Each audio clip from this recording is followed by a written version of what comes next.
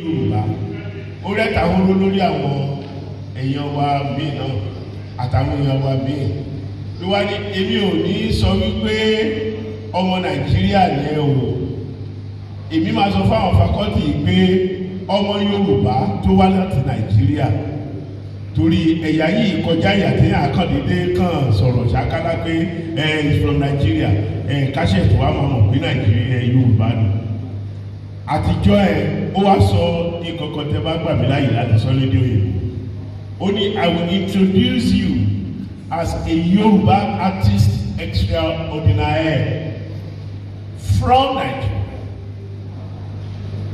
Ẹ ṣeun tẹ́ gbà mí láyè níbo ni mò ń lọ àwọn iṣẹ́ ọnà tá a mọ̀ wá mọ́ bíi igbá fífín lọ́yọ̀ọ́ igi gbígbẹ́ nílà lóṣogbo àdìrẹ rírẹ lábẹ́òkúta káàkiri àti àwòrán yíyà bóyá lórí canvas tí ó farapẹ́ ẹ̀kọ́ tí èmi ń ṣe. Mo dúpẹ́ pé nínú àwọn tí wọ́n ṣe batik lágbàáyé mo jẹ́ ìkan náà 300 tó ṣe batik lágbàáyé. Tẹ́ bá dẹ̀ lọ sí orí Google tẹ́ wo Obama Family Batik Collection ẹ máa bá mi pàdé níbẹ̀. Wọ́n á rí i pé iṣẹ́ ọnà wa ó ti káàkiri gbogbo àgbáyé. Èmi tí mò ń sọ̀rọ̀ ọmọ yìí tí mo bá yín sọ̀rọ̀ yìí wọ́n pè mí kan ní Smithsonian National Museum of African Art ní Washington DC artwork mi mẹ́wàá ló wà pẹ́.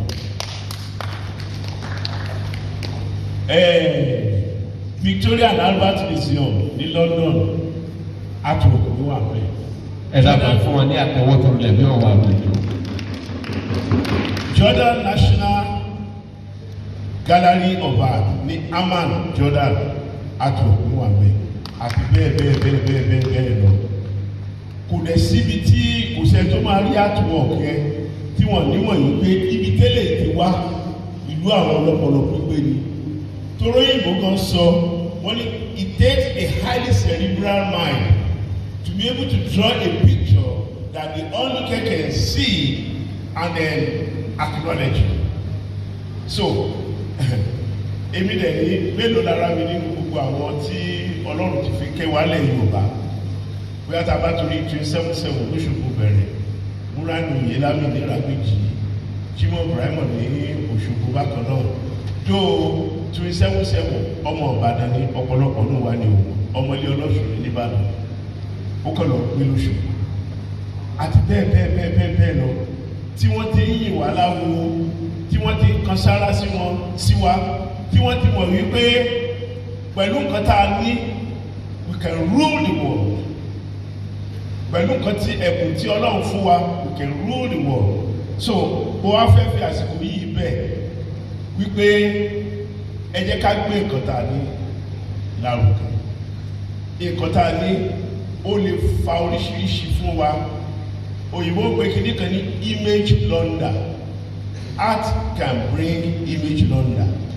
It can also bring economic viability. Owó tún wà níbi art. Owó wà ńbẹ̀, iyì wà ńbẹ̀. So inú mi dùn pé arákùnrin Ọ̀gádà tí wọ́n gbé ètò yìí kalẹ̀ wọ́n ronú pé ó yẹ ká ṣe irú àjọṣepọ̀ yìí sódà káfí mọ̀ bá a ṣe tó ẹjọ́ bá ń fọ́ látẹ̀wọ́ ẹ̀. Nígbà tí wọ́n bá sí gálárì lọ́dọ̀ tí wọ́n sọ pé ètò yìí máa wálé ní ìgbà yẹn mo fẹ́ travel ọmọ wa yìí ó yẹ kí n ti wà ní Amẹ́ríkà. Bàtà sọ fún mi pé wọn láti wà ní òní ní pé kò tó báyìí kalẹ̀ kí wá sí ilé ẹ̀ṣẹ̀ ẹ̀kọ́ àfọ̀nàmọ̀ ṣe.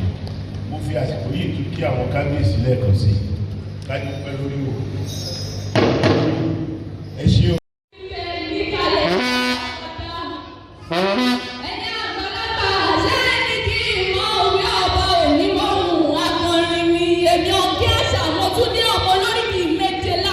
Nílẹ̀ Yorùbá gbọ̀ngàn ni